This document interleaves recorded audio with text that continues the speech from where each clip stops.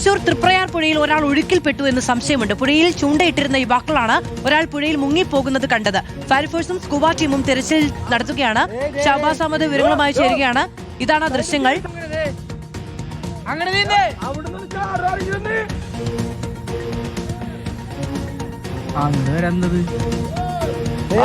അപ്പുറത്തെ വശത്ത് നിൽക്കുന്നവരും ഒക്കെ നോക്കുന്നുണ്ട്. അപ്പുറത്തേക്ക് നീന്താനുള്ള നിർദ്ദേശമൊക്കെ നൽകുന്നുണ്ട്. ഷഹബാസ് അഹമ്മദ് വിവരങ്ങളുമായി ചേരുകയാണ്. ഷഹബാസ്, ഇയാളെ കുറിച്ചുള്ള തുടർ വിവരങ്ങളുണ്ടോ?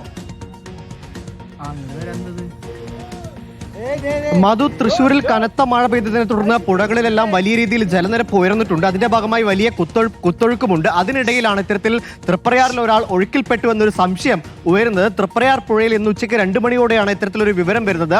അവിടെ ഈ വലപ്പാട് ചന്തക്കടവിന് സമീപം പുഴയിൽ ചൂണ്ടയിട്ടിരുന്ന യുവാക്കളാണ് ഒരാൾ ഒഴുക്കിൽപ്പെട്ട് ഇങ്ങനെ പോകുന്നത് ശ്രദ്ധയിൽപ്പെടുന്നത്. പിന്നീട് ഉടൻ തന്നെ പോലീസിനെയും ഫയർഫോഴ്സിനെയും ഒക്കെ വിവരം അറിയിക്കുകയായിരുന്നു. ഉടൻ തന്നെ നാട്ടികയിൽ നിന്ന് ഫയർഫോഴ്സ് സംഘം എത്തിക്കൊണ്ട് പുഴയിൽ തിരച്ചിൽ നടത്തുന്നുണ്ട്. നാട്ടുകാരും ഒപ്പം കൂടിയിട്ടുണ്ട്. അല്പസമയം മുമ്പ് തൃശ്ശൂരിൽ നിന്നുള്ള സ്കൂബ സംഘവും ഈ പുഴയിൽ തിരച്ചിൽ നടത്താനായി എത്തിയിട്ടുണ്ട് എന്ന വിവരമാണ് ഈ ഘട്ടത്തിൽ ലഭിക്കുന്നത്. ആരാണ് ഒഴുക്കിൽപ്പെട്ടതെന്ന കാര്യത്തിൽ ഇതുവരെ ഒരു വ്യക്തത വന്നിട്ടില്ല. അന്ന് ഉച്ചയ്ക്ക് 2 മണിയോടെ ഇത്തരത്തിൽ ചൂണ്ടയിട്ടിരുന്ന യുവാക്കളാണ് ഒരാൾ ഒഴുക്കിൽപ്പെട്ടു പോകുന്നത് ശ്രദ്ധയിൽപ്പെടുന്നത്. പിന്നീട് ഫയർഫോഴ്സിനെ അടക്കം വിവരം അറിയിക്കുകയായിരുന്നു. ഏതെങ്കിലും ഭാഗങ്ങളിൽ നിന്ന് ഒഴുക്കിൽപ്പെട്ട ആളുകളാണോ എന്ന കാര്യമടക്കം പരിശോധിക്കുന്നുണ്ട്. വലിയ കുത്തൊഴുക്കുള്ളതിനാൽ തന്നെ സമീപത്തുള്ള കടവുകളിലേക്കടക്കം ഈ പരിശോധന ഇപ്പോൾ വ്യാപിപ്പിക്കുന്നുണ്ട്. നാട്ടുകാരടക്കം ഫയർഫോഴ്സിന്റെ വലിയ സംഘങ്ങളടക്കം അവിടെ വലിയ പരിശോധന നടത്തുന്നുണ്ട്. ആരാണ് ഒഴുക്കിൽപ്പെട്ടത് എന്ന കാര്യത്തിൽ ഇതുവരെ ഒരു വ്യക്തത വന്നിട്ടില്ല. എന്തായാലും വ്യാപകമായ ഒരു പരിശോധനയാണ്, തിരച്ചിലാണ് തൃപ്രയാർ പുഴയിൽ ഇപ്പോൾ നടന്നുകൊണ്ടിരിക്കുന്നത്. മാധു, ഷഹബാസ് അഹമ്മദാണ് വിവരങ്ങൾ നൽകുന്നത്. ഒരു മനുഷ്യൻ ഒഴുക്കിൽപ്പെട്ടു പോകുന്നു എന്നുള്ളതാണ് ആ ദൃശ്യങ്ങളിൽ നിന്ന് നമുക്ക് മനസ്സിലാക്കാൻ കഴിയുന്നത്.